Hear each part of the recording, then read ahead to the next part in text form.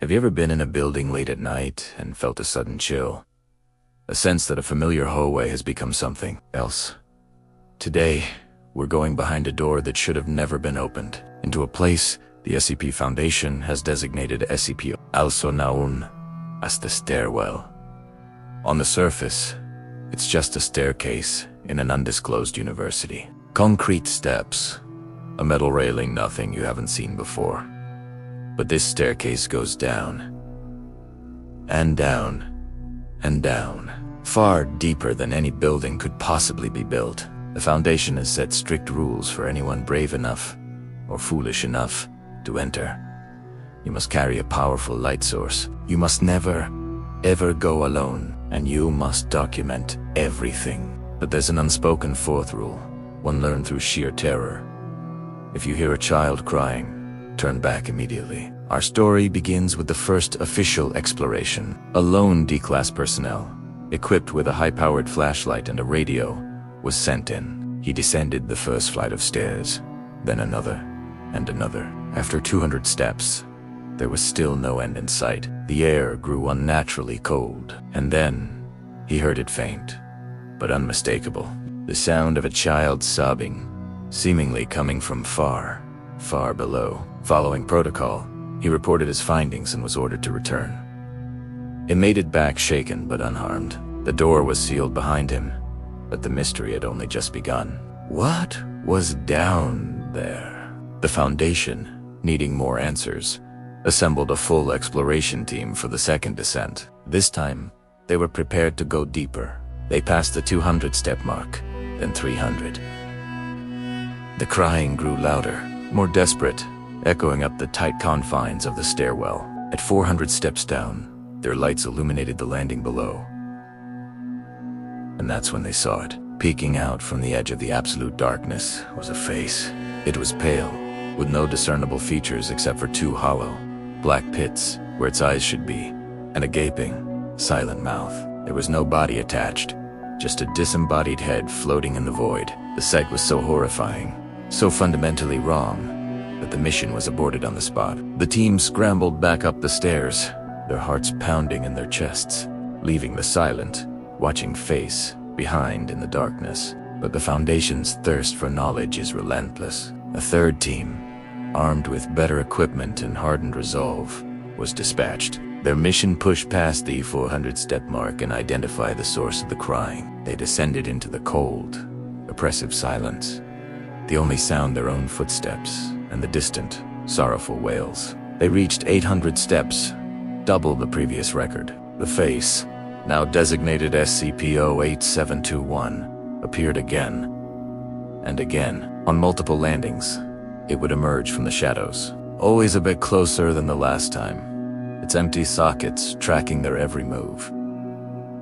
The crying had changed, too. It had lost its childlike quality, becoming distorted, like something was poorly mimicking a child's distress. At step 850, the lead researcher's light began to flicker erratically. In those terrifying, split-second flashes of darkness, they heard a new sound. It wasn't the crying, it was the sound of footsteps, light and fast, rushing up the stairs, towards them. Panic set in.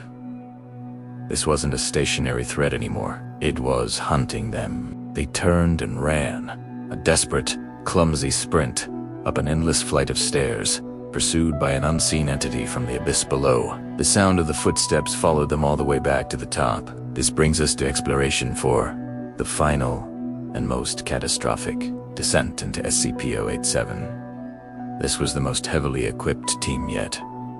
A 4-person unit of elite mobile task force agents. Their goal was to go as deep as possible, no matter what. They descended past all previous records, reaching an astonishing 1,300 steps. The stairwell just kept going, a concrete spiral into infinity. By now, the crying was deafening, a constant, agonizing scream that seemed to bore directly into their minds. And the face, SCP-08721, was no longer just appearing on the landing below.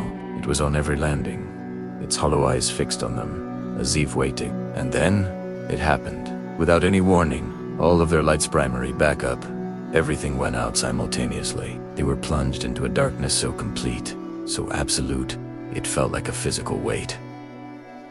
The crying stopped into sudden, terrifying silence. They heard a new sound. Breathing. A deep, wet, raspy breath that wasn't human. It was close, and it sounded massive, as if something was filling the entire stairwell, rising up from the depths to meet them. Chaos erupted. Only 2 of the 4 agents made it back to the door, babbling incoherently. They refused to speak about what they felt. Touched them in the suffocating dark. After the disastrous 4th exploration, all missions into SCP-087 were permanently suspended. The door is now sealed with a multi-lock system and reinforced steel. Armed guards are posted around the clock with orders to prevent any unauthorized access. But the horror hasn't been contained. It's only been trapped. Recording devices left inside the stairwell pick up constant, chilling audio. The endless crying, the hurried footsteps, and a new sound, a low, rumbling noise that some have interpreted as a form of laughter. Personnel stationed near the door have filed disturbing reports. Many hear scratching sounds from the other side, as if something is clawing at the metal, testing its strength. During a recent power outage that knocked out the hallway lights, one terrified guard swore he saw a pale face with hollow eyes pressed against the small window in the door, staring out into the corridor. The Foundation used sonar to try and map the stairwell's depth. The results were inconclusive, suggesting it descends for at least 4,000 steps, a depth that is geologically impossible. The question is no longer how deep the stairwell goes. The question is, what's waiting at the bottom? Or worse, what if it's finally climbing up? The most chilling piece of evidence comes from the security camera pointed at the sealed door. For weeks, it recorded nothing. But recently, the footage has shown something impossible. The handle on the asterisk. Inside asterisk of the door has started to turn. Slowly. Intermittently. As if something is patiently testing the mechanism, learning how it works. Whatever lives in SCP-087, it knows we're out here, and it wants to get out. Thank you so much for joining me on this descent into the darkness. If you enjoyed this dive into the SCP universe, be sure to hit that like button and subscribe for more unsettling stories. Stay safe, and always check what's behind the door.